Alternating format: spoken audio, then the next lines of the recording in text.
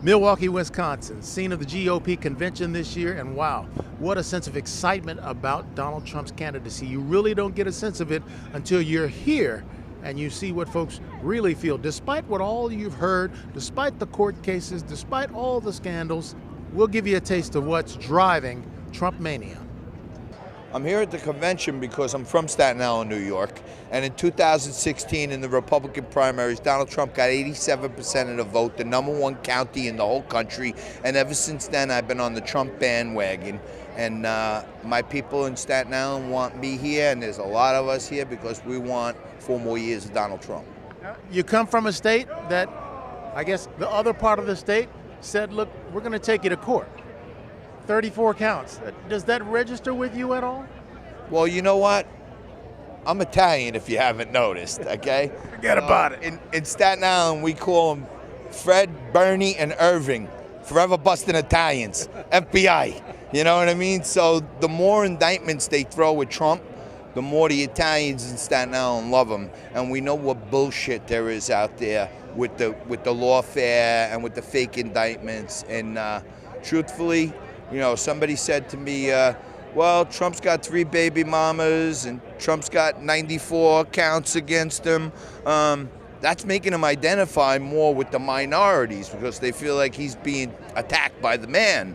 And I said, damn, the only thing he didn't have was he wasn't shot yet. So now I think he got the trifecta, you know what I mean?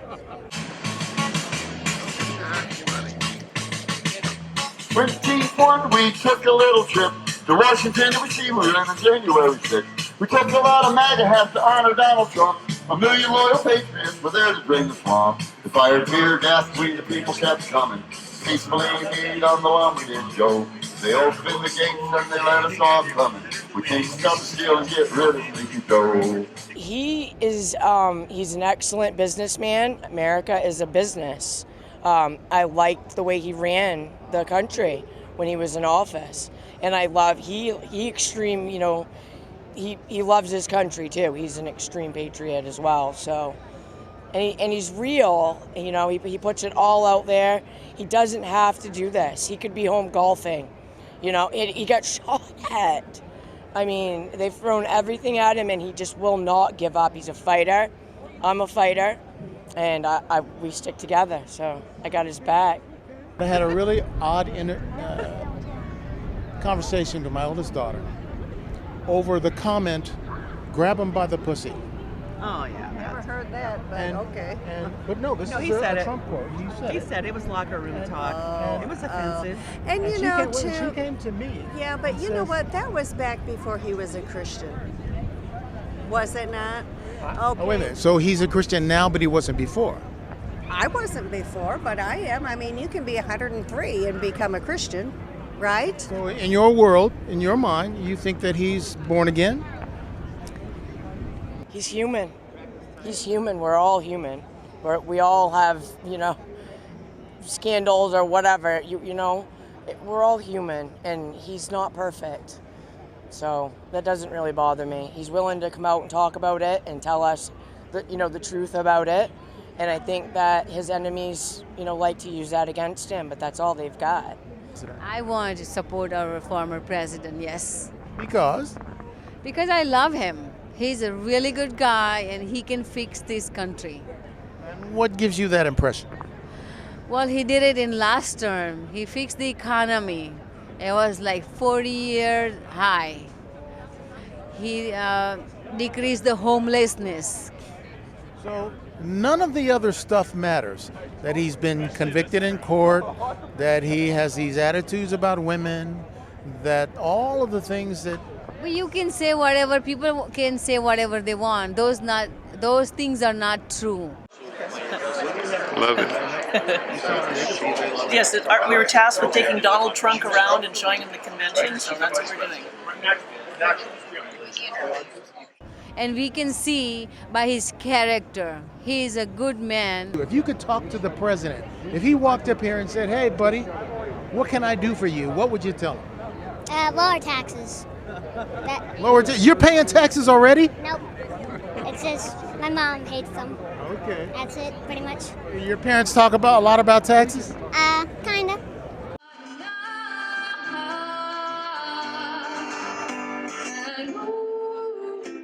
it's been building for a while. The divisiveness comes. You could almost say it comes with the internet, with the advancement of the internet, where anybody can say anything they want, and they don't have to address the person themselves. They can do it from a safe space. From a distance. Because when I grew up, if you said some of the things they say, if someone said that to me, I would have used my free speech rights to punch them in the nose or something.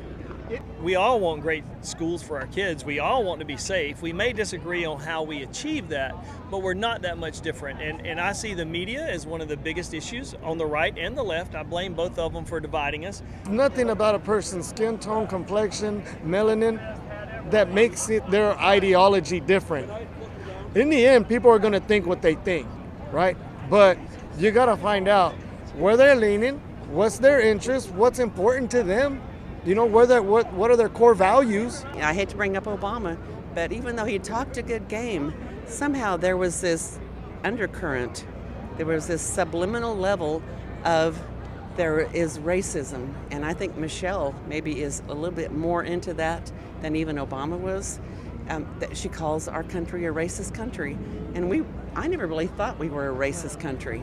Most Americans, we agree on way more than we disagree on. And yeah, absolutely, we should come together and talk about things we have. And there's some stuff, Anthony, we may never agree on. Yeah. But hey, guess what? We can agree to disagree, and I'm good with that. That's not a problem. There's like we used to. Yeah, exactly. Agree to disagree. What happened?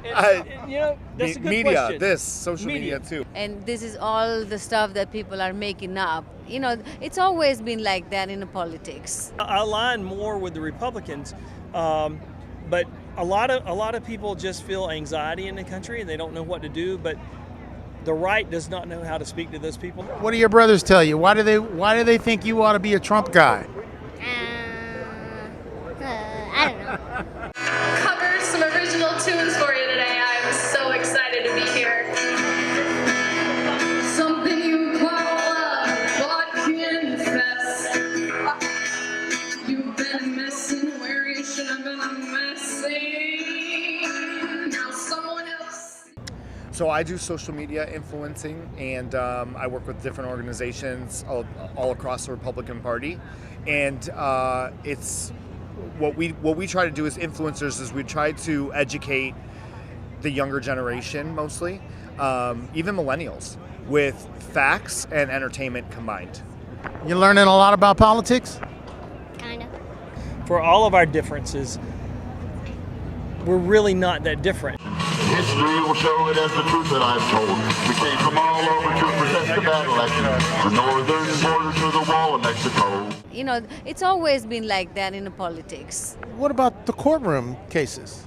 That was televised. Nobody made that up. Which courtroom case? The New York cases in which he was convicted on 34 felony counts. What did he do? He was hiding money, and it was during his last campaign. You didn't see any of the trial? Of course I did.